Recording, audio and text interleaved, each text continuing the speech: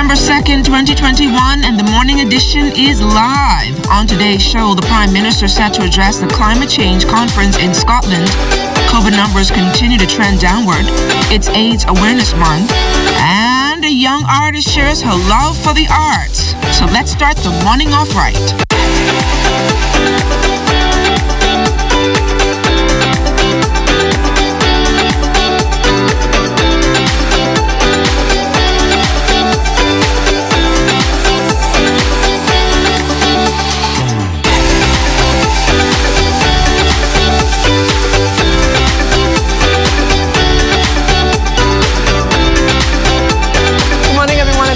Morning edition. I'm LaDawn Davis.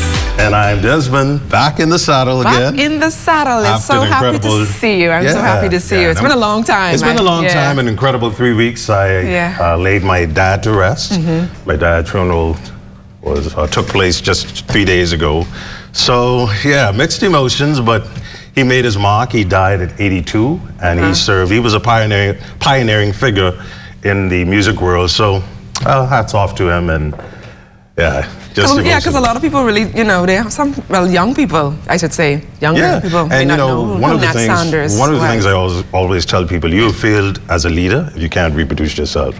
And you go to any of these DJs, these radio personalities, and they credit my dad, Nat Saunders, for helping them get back on their feet and get in the business. So, an incredible 3 weeks, but I'm glad it's over, and we have a lot in store for it this morning. So is that where you got your CNN voice from, Nat Saunders? I think I did. Definitely. But COVID numbers are trending down, and we've got a report on that, and also about the climate conference is coming up in Scotland. That's in Scotland. That should be pretty interesting. The Prime Minister is going to give us an address this morning, so we want to tune in to see what he has to say. And should be interesting. Yes, definitely. And what we want to do right now is go on the streets. Kelsey Johnson, morning traffic team, standing by live. Good morning.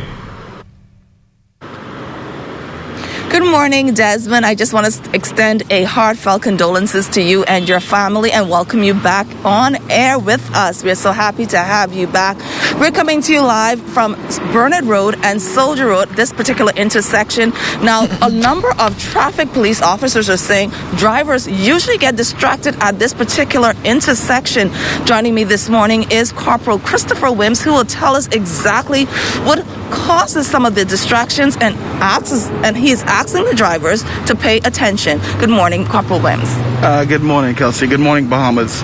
We're happy to report that we had no incidents reported to the police last night. However, in a period of 24 hours, we've had a total of 13 accidents. 12 accidents were minor damage, only one with injury. And we know that one injury was one of our own cyclists who was struck from behind while holding the traffic. So we're asking motorists, while traversing the city of Nassau, please ensure that both hands are on the wheel and you are focused on the direction that you may travel. Distracting drivers is the biggest accident cause in Nassau right now. What's happening, you have people doing makeup, texting, cell phone, changing radio station, coffee spillover, or even the kids in the back seat that may make them look back just for a mere second, and that mere second can cost someone their life. So we're advising drivers to please stay focused while traversing in any direction that you travel. It's public safety is all of our concern together. Help us help you to arrive to work alive.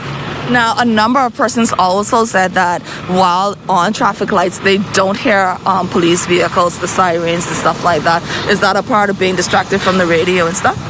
Yes, and sometimes it can be the type of car you drive that have noise canceling apparatus in terms of windows that very thick. But we're asking people to always be aware of your surroundings. When you know you're coming towards the intersection where of a traffic light, we know, like at this particular junction, let's look at it. We have Burger King, the gas stations, whatever have you in this particular area. So you will be distracted to look left or right because your mind is tempted on what to do. But we're asking persons to plan their road prior to coming on the road.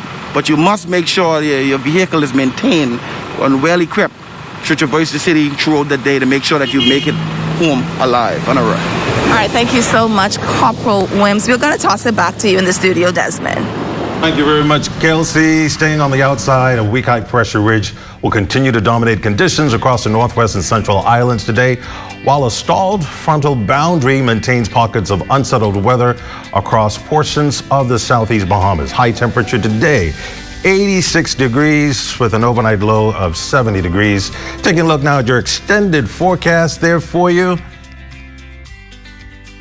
Extended forecast there for you. That's what it's looking for this week. And LaDon, looks like we have some pretty good weather this week, right? I was hoping for some rain because it's getting kind of cold outside. So I'm excited for Prime Minister, the Christmas. Prime Minister the Honourable Philip Davis will take the world stage today as he addresses delegates attending the climate change conference underway in Glasgow, Scotland. More than 120 world leaders are participating in the climate talks, which sets the tone for negotiations on cutting emissions by 2030. The Prime Minister provided more insight ahead of his address. I'm here sitting with the technical team, getting an understanding of what the technical issues are that impact us as a country and where we are in respect to advancing our cause and challenging the world to look at what is happening to our country in particular. Like, yesterday was us, and tomorrow it could be them, and to motivate them to do more for small island developing states like us, because the cost to adapt and to mitigate in respect to the consequences of climate change is humongous. Forecasters not only predicting more intense hurricanes, but with an increase in sea level rise for us here at home, this means more flooding. Local officials have devised a new resource tool that will allow them to accurately report crucial weather features like storm surges.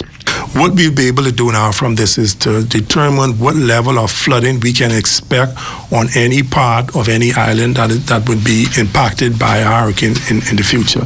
So we'll be able to say to certain settlements, listen, you guys only going to get about 3 feet of storm surge. Some you'll get 15 feet, and some you wouldn't get any at all. Once we see a hurricane is at least 5 days from us, then we start to run the model, and every 6 hours, we would do an update. We run an update every 6 hours, and then we'll be able to, until, the storm actually passes by us. All the installation is now being completed on our server, so that we'll have it here at the Department of Meteorology so that we can better advise NEMA whenever these hurricanes are approaching.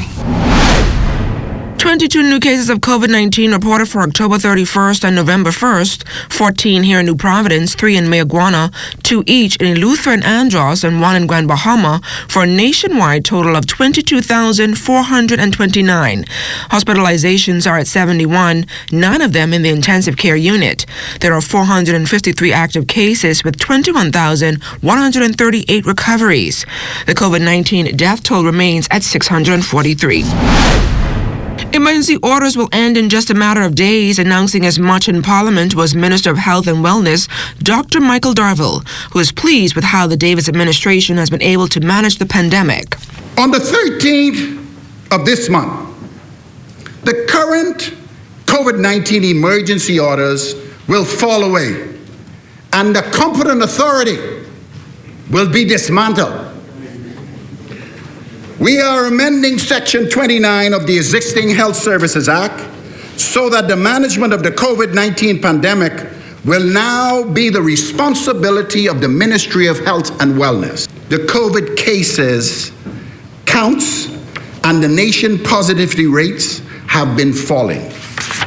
On Saturday, for example, there were 11 positive cases of the 385 PCR tests conducted, for a positivity rate of 2%. This represents extraordinary progress.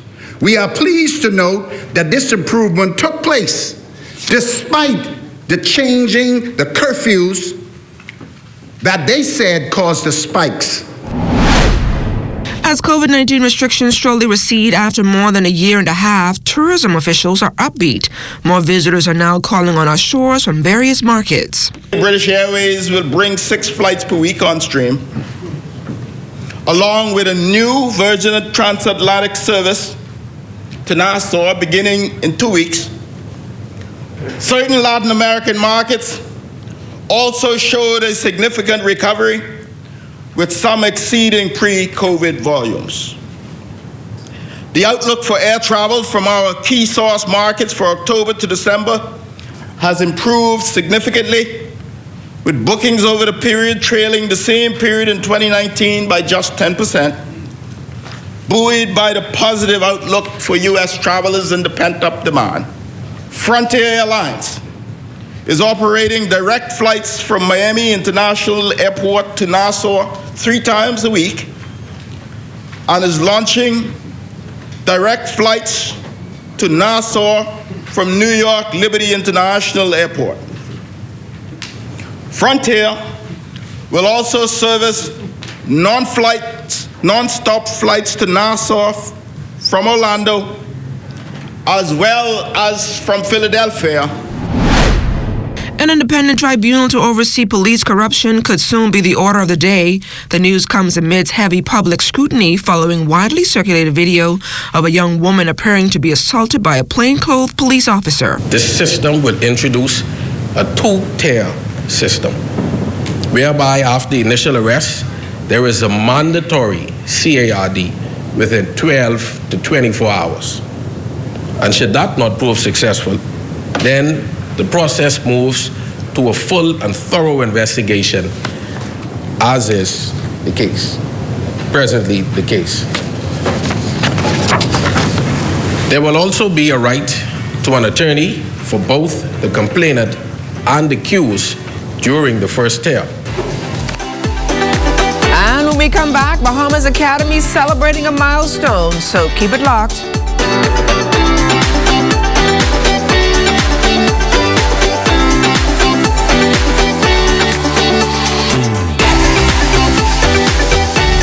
Based tourism supplies almost $50 million in revenue for Androsians every year.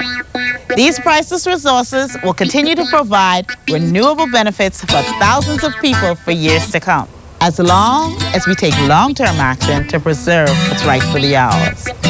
The natural environment has played a vital role in our culture and economy for generations. Let's take care of nature, and nature will take care of us.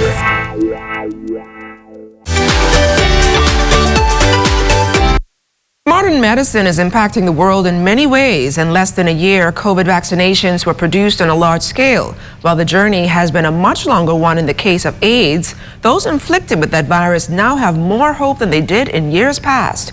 Here's Crystal Darling. We can have babies that are born without HIV, born to mothers who are HIV positive. And in the year 2019, we had no babies that were born with HIV in the Bahamas. Just one out of the many waves of progress made through the use of modern HIV medications and treatments. Director of the National HIV and AIDS Infectious Disease Program, Dr. Nakia Forbes, says the illness, once costly to treat and consequently with a higher mortality rate, is now on its way out. Treatment can be as simple as 1 pill once a day. And treatments are free in the Commonwealth of the Bahamas. And so if you come into the public care system, you can get those medicines for free. And if you are seeing a private doctor, those medicines are also given to your private doctors to distribute, and the cost is, there's no cost transmitted to the patient. Around 4 decades, HIV is sexually transmitted with the potential to develop into full-blown AIDS. And according to Forbes, there are certain groups that are still more vulnerable than others. They may include men who have sex with men, transgendered women, for example, commercial sex workers, and their partners. And also there's a risk, as I said, if you're having unprotected sexual intercourse. And so there's youth that are marginalized, and there is definitely young girls and women who are vulnerable. And so there are several groups that could be at risk.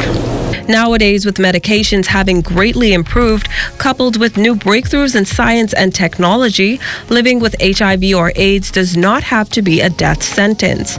Forbes says there are more effective medications that have less side effects and more high-quality generic medicines on the market. Something very, very pivotal happened, and that is long-acting antiretroviral therapy. for the last 5 years, this has been in clinical trials. And there are medicines that can be either injected or given in an infusion that can be given less frequently, like say every 4 weeks. That can make it easier. You wouldn't have to remember to take a pill every day. And so those medicines are coming into clinical use now. We do not have them in our region yet, but it is definitely a great thing that we now have this option that makes treatment easier. Well, turning business proceeds into a charitable donation is a goal for young Teron Thompson. This budding entrepreneur believes that it is better to give than to receive, so he started a company called Teron's These Are For You organization that will assist persons in need. Now, last month, Thompson, along with his mother, Taniqua McPhee Thompson, made different flavor lemonades for purchase and donated the proceeds to the Cancer Society of the Bahamas. Aaron Storr, administrator of the Cancer Society of the Bahamas, thanked the Thompson family for their donation and encouraged Teron to continue on the giving path. Storr said last year was a difficult one for the center. A lot of organizations, schools, and companies weren't able to come in and make a donation. But this year, October has been overwhelming with gifts and donations. And we want to thank the public for their support, for their continued efforts to help fight and eradicate this disease called cancer. Now, Teron's mother, Taniqua, said the young businessman is filled with ideas. She shares how her son got started. We started off with just giving back as used toys, small clothing to the wrongfully home. And then at the beginning of COVID, when it was Thanksgiving, we had a donation, a food drive. And he was able to donate 40 grocery bags to the elderly persons, mainly from our church. And then he donated, it was, I think, $300 to the Bahamas Primary School Foundation, a laptop. Students at the Bahamas Academy Seventh-day Adventist School were encouraged to grow in their time and be rooted in faith. Principal Juliet Sands told the student body while reflecting on the words in this year's theme song, "We've come this far by faith," to stay true to their personal growth and to lean not on their own understanding. Her remarks were made during the school's anniversary service and tree planting ceremony celebrating a decade. As we celebrate, we need to remember those persons on whose shoulders we stand. And today we plant these trees. We plant them as a symbol of growth and continuity. As our theme says this school year, we are growing in faith.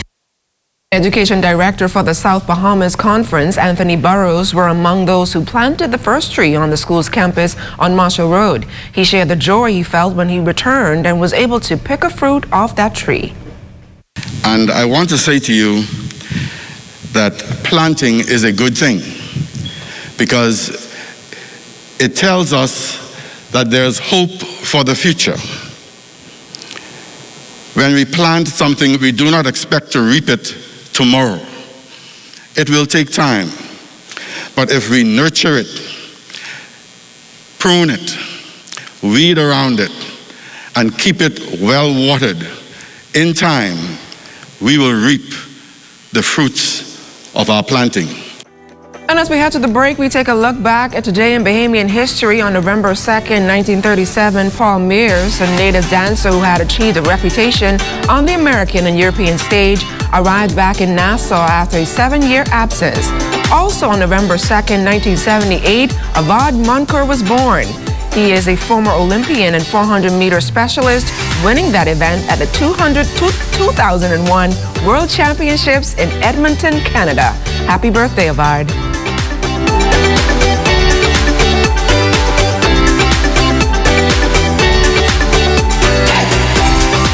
Princess Margaret Hospital's dialysis unit has implemented enhanced COVID-19 prevention protocols to ensure the safety and health of patients and healthcare staff. Patients are required to wash their hands upon entering the dialysis unit before and after using the bathroom and after treatment. Patients are asked to sanitize their hands in between treatment and as necessary. Staff and patients are required to wear face masks at all times while in the dialysis unit. All shoes should be removed once seated for treatment and placed on the floor beside you. Shoes may be worn again after treatment and in preparation to leave the unit. Patients are asked to bring a pair of socks to be worn during treatment. Patients who prefer to leave their shoes on during treatment must place a shoe cover over their shoes prior to commencing treatment. At no time should patients place the bottom of their shoes on the chair or footrest in the unit. Members of the public are encouraged to follow all health advisories, public service announcements, and updates regarding health and hospital services for important information. This message has been brought to you by the Public Hospitals Authority. Well, Sports Minister, the Honorable Mario Boleg, caught up with Bahamian professional basketball player Kai Jones after his game with the Miami Heat on Friday night. Jones, who plays for the Charlotte Hornets, watched his team suffer a close loss 114-99. Minister Boleg once coached the NBA rookie and says Jones is a humble man who is in need of support from all Bahamians. It's very important to show your support to our Bahamian athletes in the early stage of their development and even when they reach the early stage of their professional career. And that is because normally in the past we intend to jump on the bandwagon after these individuals become very successful, you know. And I spoke to Kai tonight and he was very happy and pleased that I was here to support him, knowing that I was one of those persons who played an instrumental role inside his success. Seeing his parents and other family members here, just that support, even though he did not have the opportunity to play. You know, my conversation was to him is to stay strong, stay encouraged, continue to work on his game, and then his time will come. He believes that, and he said, Coach, he'll continue doing what he have to do. You know, he still calls me Coach, and I just believe it's very important, not only for Kai, but also for Michael, Stuart, and the rest. Now, the sports minister says you should expect to see sports return with a bang, and there are a number of sporting events on the horizon. First of all, let me say that November is Sports Month. It's celebrated as Sports Month in the Bahamas. And because of the major sporting events that will take place, which is Battle of Atlantis, the Bombay Shootout, and a few others, that helps us launch the month of sports.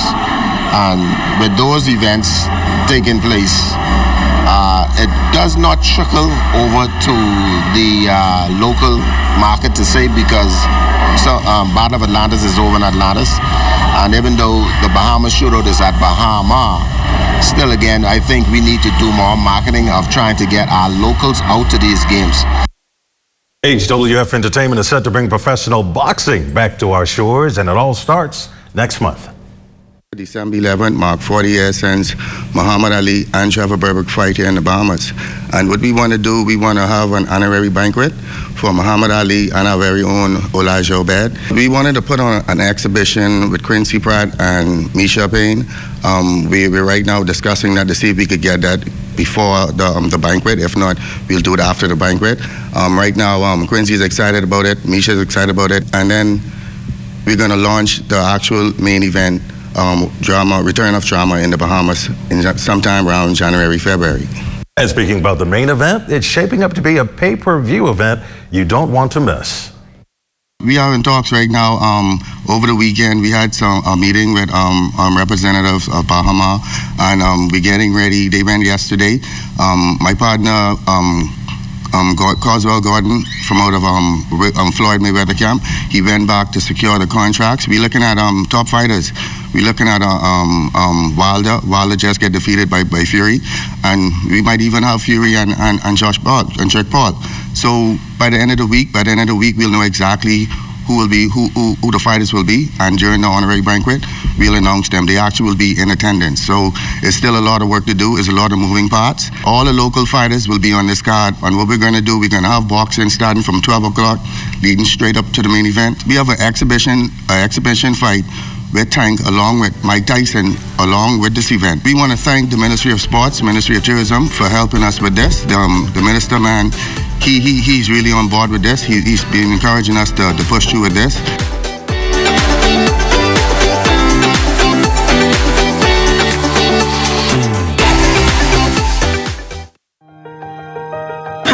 Dr. Wanda Rajas. Hi, I'm Dr. Munish Sharma. Hi, I'm Dr. Valencia Johnson, Director of Ambulatory Services at Doctors Hospital. I'm the Director of Imaging at Doctors Hospital. I'm a pediatrician here at Doctors Hospital. I am vaccinated against COVID-19. I'm fully vaccinated against COVID-19. I am fully vaccinated against COVID. Are you? Are you? Are you?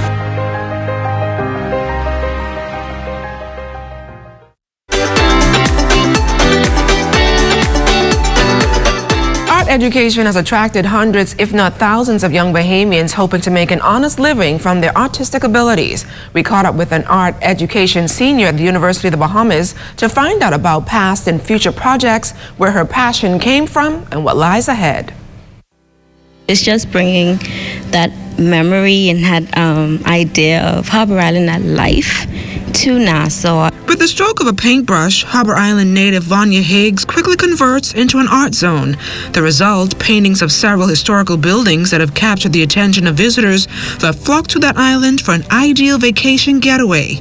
The art education senior at the University of the Bahamas says, home is where the heart is, and it's there that the love for the arts was born. I first won an art show, art sign competition actually in Harbor Island. So from there, I knew that there was something about this art career that I wanted to explore. So moving forward, I was able to enter other competitions and win, especially the Ministry of Youth, Sport and Culture Youth Award. Then going into College of the Bahamas, I was able to pursue art education, where I found a love for teaching younger students, being involved in focus, like the key focus, summer art immersion, and also painting different murals around, like the Fly High mural at the airport. For years, Vanya spent most of her Saturdays with her grandmother plaiting, sewing, and painting at Nika's straw work stall on Bay Street in Harbor Island. And while there, Vanya learned the tricks of the trade that pushed her to forge lifelong friendships and projects like the Airport Flamingo mural with art giant Antonius Roberts. It was a long mural and it took some time. But it was a different experience dealing with it. It wasn't one of the first projects we worked with Antonius. We actually did something at Bahama Art, Color of Harmony. So it was kind of normal, but kind of different because of how long and how wide the mural was. Where did you get the inspiration from to pursue a career in art? I got it from my grandmother, Miss Curleen Higgs. She was my inspiration. She actually have a shop in Harbor Island down Bay Street. So watching her create her artwork and selling it for the family, it just inspired me being down there while she's sewing straw working. And what does the future art educator love most about the art? I love that you can go in any different avenue. You can be yourself, right? And then it's this little zone that you get in once you start to do the work. The love that you have for the work allows you to push and create more. As ZNS in the North celebrates 31 years of television broadcasting, the man who was instrumental in its establishment on Grand Bahama 3 decades ago is reminiscing on that decision. Here's Megan Shepard. ZNS Northern Service is turning 31, and veteran journalist, the Honorable Obadiah Wilshcombe, is reflecting on the role he played in setting up a television station here on Grand Bahama. We had started a number of pieces. Some production work was done. But obviously, television is about growing a country. It's about causing people to have a fuller understanding of who they are, what they are, the issues around them. It's a form of education. It's a form of cultural proliferation. And that was everything we wanted to do to ensure that our people would be brought into the modern times and that we would provide a television station that would link our people to the rest of the country and at the same time cause Grand Bahama to be seen as it should be. Because there's so many people in this country still today that don't understand the difference between Freeport and East and West Grand Bahama. Now, while he fondly recalls the genesis of television here on Grand Bahama, he offered this critique for the Broadcasting Corporation. We're retiring people too early. The reality is, if you look at NBC just and TNT just the other day, when we saw one of the great sports announcers at 75 is just retiring.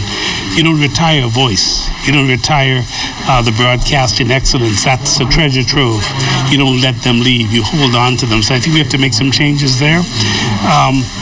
We need to do more work in terms of production. We need to have more sitcoms. We need to have more documentaries done. And to the employees of ZNS, Minister Wolscombe says he is encouraging the station to continue to excel and raise the standards of broadcasting in the country. No, I just wish you guys great success. I, from time to time, get a chance to watch. I think that when we were back in the day with Kelsey Johnson at Bethel, or Carl Bethel, Charles Carter, they had one standard. You had to be the best. We were never supposed to compromise being the best. And no matter what we do, you must understand that you are reaching and educating others. So the language is important, the look is important, the sound is important, every single thing you do. You must understand that you're impacting an entire country. So I'd like the standards to remain. Well, I just love to hear Ovi speak. He's so fluent and so eloquent. Excellent broadcaster and yes. great reflections as we celebrate this milestone. Everybody's so excited to see you. I'm sure you're excited to be back as well. Yeah. I'm glad to be back, and I'm back in the saddle again, and we're going to have fun this week. It's just a great occasion. All right, and be sure to stay tuned into the ZNS Network for news as it happens, TV and radio updates throughout the day. Then you can tune into the Northern Edition at 6:30 and the Bahamas Tonight at 7. And that's a wrap for us this morning. For the entire team, I'm Desmond. Have a great morning, everybody. Take care.